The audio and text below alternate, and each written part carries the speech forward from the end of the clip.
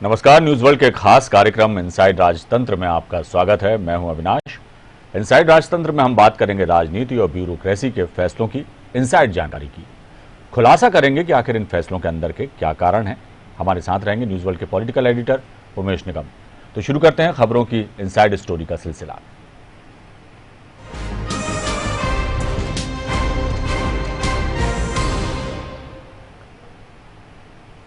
मध्य प्रदेश की विधानसभा में साल 2021-22 का इस साल 2 मार्च को बजट पेश हुआ। ऐसा पहली बार हुआ कि बजट में काफी संख्या में गलतियां देखी गईं। बजट में कहीं मद गलत लिख दिया गया तो कहीं राशि का गलत उल्लेख कर दिया गया।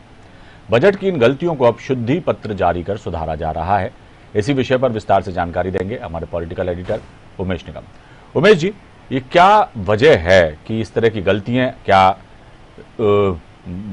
हो सकती हैं या अक्सर होती रही हैं, या इस बार इस तरह की गलतियां ज्यादा देखने में आई? अविनाश जी, इस बार गलतियां बहुत ज्यादा देखने में आई और ये आला अफसरों की लापरवाही का नतीजा है। जो निचले वहाँ के जो अमला है उस बजट को पूरा तैयार करता है, इतनी बड़ी बड़ी गलतियां हुई हैं जो गलतियां नहीं होनी चाहिए थी। और इस गलतियों को छुपाने के लिए जो अधिकारी हैं वो इसमें टाइपिंग एरर को कारण बता रहे हैं कि टाइपिंग एरर के कारण है, जबकि मद चेंज हो जाना, शहर के नाम बदल जाना, योजनाओं के नाम दूसरे योजनाओं के नाम उसमें चढ़ जाना, बड़ी गलतियां जो हैं इस बार बजट में देखने को मिली है। और ये अफसरों की लापरवाही का नतीजा है कि विधानसभा में जो जगदीश देवड़ा को गलत बजट कुछ मदों में जो कहीं कहीं जहां गलतियां थी वो गलत गलतियों का भी उल्लेख करना पड़ा। अब उसको ताबड़तोड़ तरीके से एक एक कर शुद्धि पत्र जारी हो रहे हैं, तो बहुत सारे शुद्धि पत्र जारी हो गए हैं जिसमें संशोधन किया है। और उन्होंने उस जो शुद्धि पत्र जारी किया है उसमें बाकायदा ये रिमार्क में उल्लेख किया है कि ये जो है वो जो महत्वपूर्ण परिवर्तन है और इसको सूची में आवश्यक रूप से शामिल किया जाए। तो जो महत्वपूर्ण परिवर्तन थे उन सारी चीजों को भी मतलब लापरवाही के साथ की उनको, जबकि अविनाश जी बजट का काम जो है जी वो बजट आने के 10 महीने पहले से इसकी पूरी काम काज शुरू हो जाता है कि आने वाले साल के लिए क्या सारी चीजों को करना है। और अंतिम समय पे सारी चीजों को इसकी जो है पूरा कई स्तर पर बाकायदा जो आला अफसर हैं वो इसकी देखते हैं, उसको समझते हैं। उसके बावजूद यदि गलती जा रही है तो वाकई ये आला अफसरों की और पूरे जो वित्त विभाग के अमले की है जो बजट में शामिल रहता है उसकी ये बहुत बड़ी लापरवाही है। जी उमेश जी, एक बात और इसमें स्वाभाविक है कि जब गलतियां होंगी अब उसमें अब सुधार की प्रक्रिया शुरू हो गई है। ऐसे में जो योजना है, जो सरकार ने बजट का प्रावधान किया है, किन किन मदों में क्या क्या खर्च किया जाएगा, किसे क्या सौगात मिलेगी, जो जिस तरह की बजट में जो प्रावधान किए जाते हैं, अब वो योजनाओं पर कहीं ना कहीं अब थोड़ा सा विलंब होगा और बहुत सारी चीजें इन सब गलतियों की वजह से अटकती हैं। जी अविनाश जी, ये सही है कि यदि ये बजट एज इट इज चला जाता तो जरूर दिक्कत बहुत ज्यादा खड़ी होती, लेकिन इसका ये रास्ता निकाला गया है कि शुद्धि पत्र जारी करके जो ये शुद्धि पत्र बजट में अंतिम उसमें जो बजट बुक है उसमें पूरा शामिल कर लिया जाएगा। और उसके बाद जो जहां भी गलतियां हुई हैं वहां मेंशन कर दिया जाएगा कि ये इस तरह की गलती हुई जो है, और इसका जो है शुद्धि पत्र का उल्लेख रहेगा कि उसमें इसको देखा जाए कि कौन सा क्या मद है। तो इसमें जो है शिक्षा विभाग है, वन विभाग है, नगरीय प्रशासन विभाग, इन विभागों में बहुत ज्यादा गलतियां हुई हैं योजनाओं को लेके, राशि को लेके। जहां कहीं 1000 की राशि माफ कीजिएगा, जहां कहीं 10 करोड़ की राशि रखी जाना चाहिए थी वहां मात्र 1000 की राशि का प्रावधान कर दिया गया। इसके अलावा जो है वो मुख्यमंत्री किसान कल्याण योजना के मद का बजट का उल्लेख ही बजट में नहीं किया गया, जो कि ये मुख्यमंत्री शिवराज सिंह चौहान की महत्वाकांक्षी योजना है। इसके अलावा मुख्यमंत्री श्रमिक सेवा प्रसूति सहायता की जो योजना है उसकी जगह प्रधानमंत्री जन आरोग्य का उल्लेख कर दिया गया। ऐसी बहुत सारी और भी हैं जो तमाम गलतियां बजट में नजर आई हैं और अब उन गलतियों को ताबड़तोड़ तरीके से एक एक करके सुधारा जा रहा है। और उसके बाद भी देखना होगा कि कोई गलती रह ना जाए या उससे बड़ी गलती ना हो जाए, गलती सुधारने के चक्कर में। जी तो बिल्कुल इसके लिए अविनाश जी अधिकारियों को जी सख्त हिदायत देना होगी कि आने वाले बजट में इस तरह की गलती नहीं, क्योंकि बजट एक बहुत सरकार का बहुत महत्वपूर्ण दस्तावेज होता है। जी यदि उसमें गलती हो रही है जी तो मान लीजिए कि कहीं किसी भी चीज में हो सकती है, तो यदि उसको वो लापरवाही के साथ बना रहे हैं जी तो इस मामले को बहुत गंभीरता के साथ देखना होगा जी आला अधिकारियों को। जी। और भविष्य के लिए भी एक ये संकेत है और कि गलती अब सुधारना पड़ रही है अधिकारियों को, लेकिन आने वाले समय में अब इस तरह की गलतियां ना हो, इस पर भी ध्यान देना होगा। अगली खबर पर चर्चा करेंगे। एक और प्रशासनिक खबर है। लोक स्वास्थ्य एवं परिवार कल्याण विभाग को एक शर्त के चलते प्रतिनियुक्ति पर इंजीनियर नहीं मिल पा रहे। लोक स्वास्थ्य परिवार कल्याण विभाग लोक निर्माण विभाग से लगातार प्रतिनियुक्ति पर इंजीनियरों की मांग कर रहा है, लेकिन पीडब्ल्यूडी से अभी तक लोक स्वास्थ्य परिवार कल्याण विभाग को एक भी इंजीनियर प्रतिनियुक्ति पर नहीं मिल पाया। स्वास्थ्य विभाग के प्रदेश भर में करोड़ों की राशि के निर्माण कार्य चल रहे हैं। निर्माण कार्यों की निगरानी के लिए विभाग को इंजीनियर्स की सख्त जरूरत है। बावजूद इसके किसी भी विभाग से प्रतिनियुक्ति पर इंजीनियर लोक स्वास्थ्य परिवार कल्याण विभाग में प्रतिनियुक्ति पर आने को तैयार नहीं है। इसी विषय पर पूरी जानकारी देंगे हमारे पॉलिटिकल एडिटर उमेश निगम। उमेश जी, क्या वजह है कि प्रतिनियुक्ति पर क्या जाना नहीं चाहते इंजीनियर, या किसी खामी की वजह से ये मामला अटका हुआ है? करोड़ों के विकास कार्य चल रहे हैं, लेकिन उनमें कहीं ना कहीं अब मॉनिटरिंग किस तरह से की जाए, एक बड़ा सवाल है। ये पूरा क्या माजरा क्या है? अविनाश जी, जो लोक स्वास्थ्य परिवार कल्याण विभाग के अंतर्गत प्रदेश भर में अस्पतालों में कहीं ओपीडी बन रही है, तो कहीं ऑपरेशन थिएटर्स बन रहे हैं, तो कहीं अस्पतालों की नई बिल्डिंगें बन रही हैं। इस तरह से राज्य सरकार तमाम काम करवा रही है अस्पतालों के स्वास्थ्य से जुड़े हुए निर्माण कार्य। कई बहुत सारे जो छोटे जगह हैं वहाँ पे अस्पतालों का भी निर्माण हो रहा है। तो इनकी निगरानी के लिए जो है ये इसका जो निर्माण है वो तो पीडब्ल्यूडी या दूसरी बड़ी एजेंसियां कर रही हैं। जी। इसके लिए बाकायदा ठेके भी दिए गए हैं और निविदा जारी करके, लेकिन ये जो काम हो रहे हैं ये काम सही हो रहे हैं, जो मापदंड है उसके अनुरूप हो रहे हैं या नहीं हो रहे हैं, इसके लिए विभाग की मंशा हमेशा ये होती है कि वो अपनी निगरानी में ये सारी चीजों को निर्माण कार्य कराए, जिससे कि बाद में जब ये निर्माण हो जाए तो किसी तरह की कोई दिक्कत ना हो। तो लोक स्वास्थ्य एवं परिवार कल्याण विभाग में इंजीनियरों की काफी कमी है। वहाँ भी निर्माण कार्यों की निगरानी के लिए विभाग खुद इंजीनियर रखता है। तो इंजीनियर की जब कमी है तो उन्होंने इसके लिए ऊर्जा विभाग, ग्रामीण विकास विभाग और लोक निर्माण विभाग से इंजीनियरों की डिमांड करी।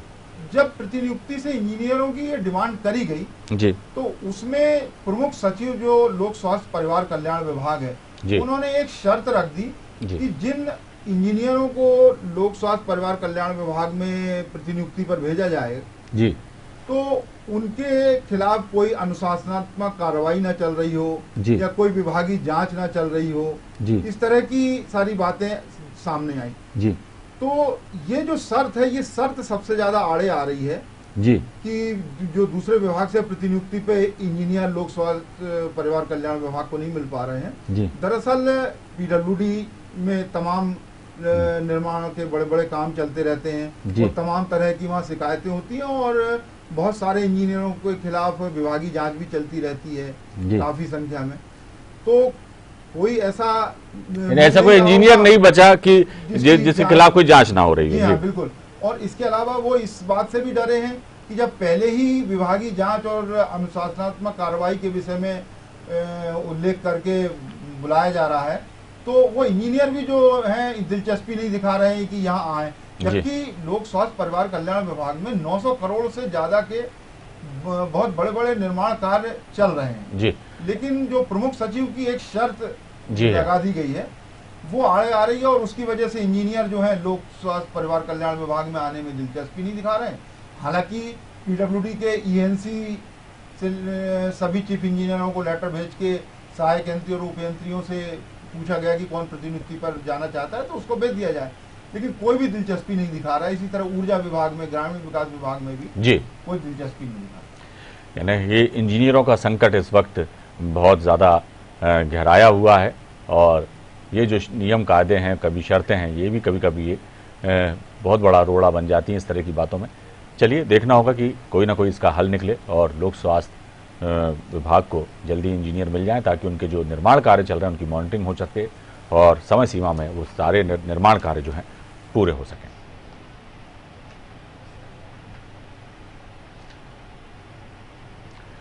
फिलहाल वक्त हो चला एक छोटे से ब्रेक का। आप बने रहिए हमारे साथ, हम जल्द हाजिर होते हैं।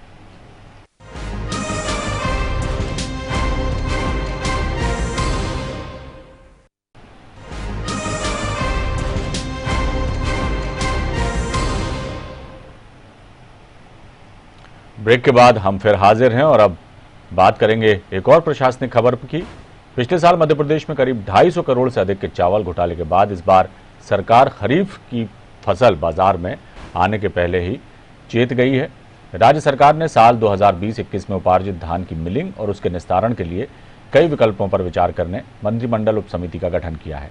सामान्य प्रशासन विभाग द्वारा जारी आदेश में 5 सदस्यों की मंत्रिमंडल उप समिति बनाई गई है। इस मंत्रिमंडल उप समिति में वाणिज्य कर और वित्त मंत्री जगदीश देवड़ा, खाद्य नागरिक आपूर्ति एवं उपभोक्ता संरक्षण मंत्री बिसाहू लाल सिंह, किसान कल्याण और कृषि विकास मंत्री कमल पटेल, सहकारिता मंत्री अरविंद भदौरिया और आयुष तथा जल संसाधन राज्य मंत्री रामकिशोर कावरे शामिल किए गए हैं।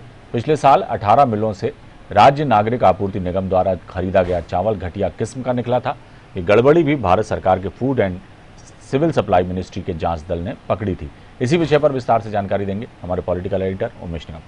उमेश जी, क्या है ये पूरा मामला? अविनाश जी, जी, ये राज्य नागरिक आपूर्ति निगम जो है वो उपार्जित जो धान है वो किसानों से जो ली जाती है उसको लेके और फिर वो मिलों में भेजती है और मिलों में धान जो है वो चावल निकाला जाता है और उसके बाद ये फिर उचित कंट्रोल मूल्य की जो दुकानें हैं, पीडीएस की जो दुकानें हैं, वहाँ पर सरकार की योजना के तहत जो भी बीपीएल कार्डधारी हैं या अति निम्न वर्ग के कार्डधारी हैं, उन सबको ये चीज जो चावल है ये सप्लाई किया जाता है, जो भी निर्धारित मात्रा है उसमें। तो पिछले साल शुरुआत में 3 जिलों में शिकायतें आई थी कि घटिया किस्म का चावल कंट्रोल की दुकानों से सप्लाई किया जा रहा है। तो ये मामला जब काफी उछला तो उसके बाद जो है food and civil supply ministry जो है सेंट्रल गवर्नमेंट की, वो वहाँ तक ये बात पहुँची और फिर क्योंकि इसमें एफसीआई का भी इन्वॉल्वमेंट रहता है तो फिर वहाँ से वो आए और यहाँ भी जांच पड़ताल करी और यहाँ राज्य सरकार ने भी जांच पड़ताल कराई।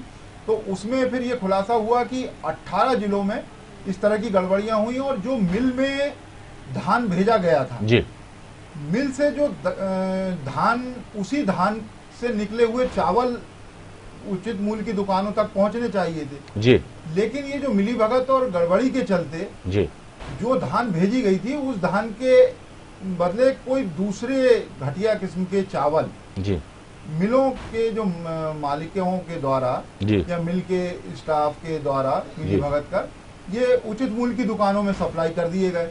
ये बहुत बड़ा एक स्कैम सामने आया था।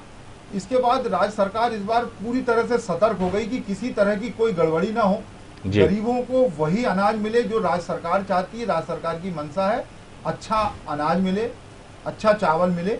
इसके लिए राज्य सरकार ने ये एक दिन पहले ही कमेटी गठित करी है, मंत्रिमंडलीय उप समिति की जी, और ये समिति जो उपार्जित होने वाले धान है जी उसकी भी पूरी निगरानी करेगा। उसके लिए कार्य योजना तैयार करवाएंगे कि किस तरह से उसका उपार्जन किया जाए और किस तरह से वो मिलों तक पहुंचे। और मिलों में पहुंचने के बाद जब वो धान पहुंचेगी उसके बाद उसका जो चावल उससे चावल तैयार होगा, वो चावल जो है उचित कंट्रोल मूल्य की दुकानों तक वही चावल पहुंचे। इस सारी चीज की व्यवस्था करने के लिए ये मंत्रिमंडल उप समिति में जो सारे वरिष्ठ मंत्री हैं ये पूरी कार्य योजना तैयार करेंगे, अपने निर्देशन में कार्य योजना बनवाएंगे। इस कमेटी में जो प्रमुख सचिव खाद्य नागरिक आपूर्ति हैं वो समन्वयक की भूमिका निभाएंगे। इन सारे मंत्रियों की मीटिंगें करवाएंगे और मीटिंग करवा के उसमें जो भी एजेंडा रखेंगे और प्रस्ताव तैयार करा के पूरा एक वर्क प्लान तैयार करेंगे और उस वर्क प्लान के आधार पर सारी कार्रवाई होगी पूरी जी। तो ये जो पिछली बार अविनाश जी सारी गड़बड़ियां पाई गई थी जी, वो मंडला में 43 करोड़ से ज्यादा की राशि के चावल घोटाले का मामला था जी, छतरपुर में 41 करोड़ से ऊपर का मामला था जी, इसके बाद जबलपुर में भी करीब 35 करोड़ से ऊपर का घोटाला था जहां घटिया चावल मिलों से सप्लाई कर दिए गए थे। बालाघाट में करीब 47 करोड़ का, सीधी में जो है 16 करोड़ से ऊपर की राशि का चावल जो उचित कंट्रोल मूल्य की दुकानों में मिलों से घटिया साबित सप्लाई हो गया था। जी दमोह में करीब 15 करोड़ की राशि का, जी तो इस सागर में करीब 12 करोड़, जी कटनी में 11.5 करोड़, जी इसके अलावा सतना में करीब 9 करोड़, जी नरसिंहपुर में 9.25 करोड़ और छिंदवाड़ा में करीब 7 करोड़ की राशि के जी ये जो घटिया चावल है जी। वो सप्लाई हुए थे। ये बहुत बड़ा एक स्कैम सामने आया। उमेश जी, एक बात और भी है कि ठीक है कि अब ये 5 सदस्यीय कमेटी बना दी है, ये मॉनिटरिंग करेगी और तमाम चीज़ें होंगी, लेकिन राशन की दुकानों पर घटिया अनाज बिकने के मामले ये आज के नहीं हैं। सरकारें किसी की भी रही हों, गाहे बगाहे इस तरह की शिकायतें, इस तरह की बातें सामने आती रहती हैं। इसके लिए कोई ठोस रणनीति के तहत काम करना बहुत ज़रूरी होगा, क्योंकि जिन गरीबों के कल्याण के लिए ये सारी सुविधाएं सरकार जुटाती है, उन तक यदि वो चीज़ें सही तरह से ना पहुँचें तो सारी योजनाओं पर, सरकार पर, बहुत सारे ऐसे लोगों पर भी आरोप लगते हैं कि जिनका कोई इसमें कसूर नहीं होता। सरकार अच्छे के लिए ही जनता के ये सब योजनाएं चलाती है, लेकिन अब ज़रूरी हो गया है कि कम से कम भोजन जो है वो बेहतर मिल सके गरीबों को। राशन की दुकानों से जो अनाज मिलता है वो अच्छी क्वालिटी का लोगों को मिले। इसके लिए अब ठोस कदम उठाने की ज़रूरत है। सिर्फ ये 5 सदस्यीय कमेटी बनाने के अलावा भी अब इसकी निगरानी के लिए ज़रूरी हो गया कि हर राशन दुकान की मॉनिटरिंग की जाए, निगरानी की जाए। हालांकि कवायदें तो कई की जाती हैं, लेकिन उनका असर होता दिखाई नहीं देता और अक्सर इस तरह की खबरें उमेश जी सामने आती हैं। क्या कहेंगे? अविनाश जी, बिल्कुल सही कहा आपने कि ये जो आज की नहीं है ये शिकायतें कि घटिया अनाज कंट्रोल की दुकानों से सप्लाई हो रहा है और जो वहाँ जी। ग्राही हैं उनको घटिया अनाज मिल रहा है, जी। ये लंबे समय से चला रहा है। लेकिन ये जो बहुत बड़ा एक स्कैम अभी सामने आया, जी हालांकि सरकार पहले भी प्रयास करती रही कि किस तरह से रोका जाए इन सब गड़बड़ियों को, जी और जब ये एक बहुत बड़ा घोटाला सामने आया तो उसके बाद भी कदम उठाए गए। जी तो सरकार भी अपनी तरफ से लगातार प्रयास कर रही है जी कि किस तरह से क्या चीज रोका जाए। लेकिन ये जो माफिया सक्रिय रहता है हर जगह, हर उसमें, जी तो वो भी कहीं ना कहीं अपने रास्ते निकालता है गड़बड़ियों के, और ये सब चीजें सरकारी अमले की मिली भगत से ही होता है। चलिए, तो अब देखना होगा कि जो सरकार कदम उठा रही है उस पर उसका कितना अमल होता है और किस तरह से इन गड़बड़ियों पर रोक लगती है।